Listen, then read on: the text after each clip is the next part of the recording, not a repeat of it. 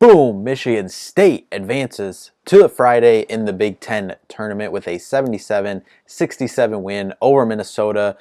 Now, this was a very balanced game overall for Michigan State. Between AJ, Jaden, and Trey, only missed a combined 2 shots between them. AJ went 6 for 6 from the field, 3 for 3 from Trey, including 2 for 2 from 3 back in his hometown, Trey Holloman, that is. Now, Tyson Walker struggled to start, but finished out with 15 points and some big, and I mean big time buckets down the stretch to seal the deal in this game. Malik Hall did struggle to get into a rhythm in this game due to being in foul trouble early on in the game, but he was able to finish it off with 9 points, and most of those buckets coming in some opportune times there down the stretch. Now, the bigs inside, who we have criticized up and down all year long, had some pretty good moments in this game, you say, and not that, Minnesota is a towering team in there, not like who we are going to see tomorrow on Friday in the Big Ten tournament with Purdue and Zach Edey looming, but the bigs did some pretty good things. Jackson especially, in my opinion, who held up for big minutes inside, led the team at that position in minutes. And he made some amazing moves inside. We finally saw that footwork, maybe him finally starting to get into rhythm, getting healthy. Like I said, I don't think he's, ever fully got into rhythm this year from that injury and not, coming back until, Big Ten play had already started. But he finished the day with 7 points and 6 rebounds. One of his better games, if not his best game of the season to this point. Book came in and really jump-started the offense for us when we were really struggling to start the game.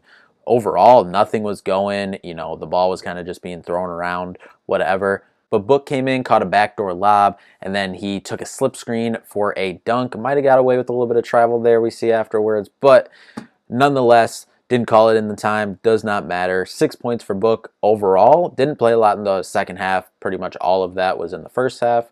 But he did get some run in the second half as well. But I think he finished with about 17 minutes. Coop held up very well defensively, in my opinion, and he did some decent things. He didn't have a big offensive game, but he got the start down low, and I thought he did some good things overall in this game. But man, gotta say, hats off to AJ Hoggard, picking up where he left off last year in the tournament, and why expectations and our hopes for this team were so high going into this year. He was controlling everything when he was out there.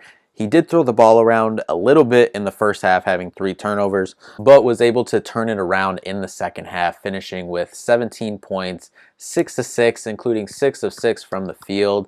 Just stones. If we could get this AJ Hoggard every night, if we got this AJ Hoggard every night during the regular season, we'd be fighting for a 2 or 3 seed right now instead of, this win probably puts us in the tournament, but it would be a lot different if we got this consistently. I know that's been the problem with the whole team all year long that Izzo has harped on every single press conference pretty much, is just trying to get this team to play consistent and everyone to play together all at the same time. Now, Jaden Akins, he got his ankle rolled up a little bit there late in the second half, but you got to say, not the biggest game. He only had 9 points, but he was attacking the glass hard, led the team in rebounds with 7, and his defense was stifling all game.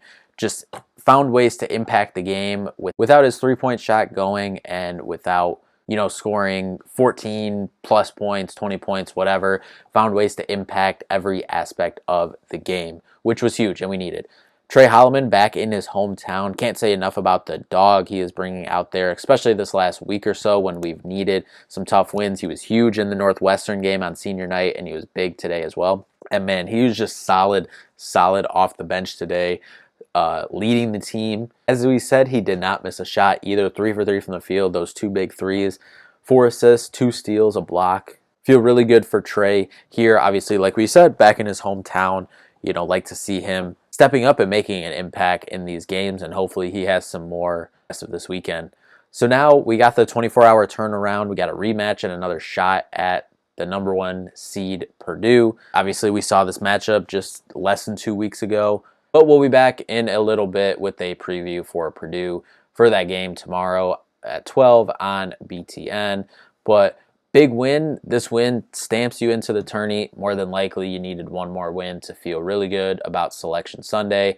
We got that. So now, you hate using this term as a Michigan State fan, but really it's just the nature of the situation we're in. You're kind of playing with house money the rest of the way. You're just trying to improve your seed line now. You're now sitting around a 9-10 seed in terms of most bracketologies. So if you can beat Purdue, that probably gets you into that 8-9 conversation. If you can win another game or two over the weekend, make your way to the championship, and even win it, you could be looking about sneaking back up to maybe that one of those 7 seeds, one of the last 7 seeds. Is it likely? I don't know. We haven't, obviously seen this team play consistent all year round, but there's a chance. There's a chance this time of year we're seeing some good habits possibly start to form that you can talk yourself into maybe this team getting on a little run. But it starts tomorrow against Purdue. So like I said, we'll be back in a little bit with that preview. But thank you all so much for watching. Go Green.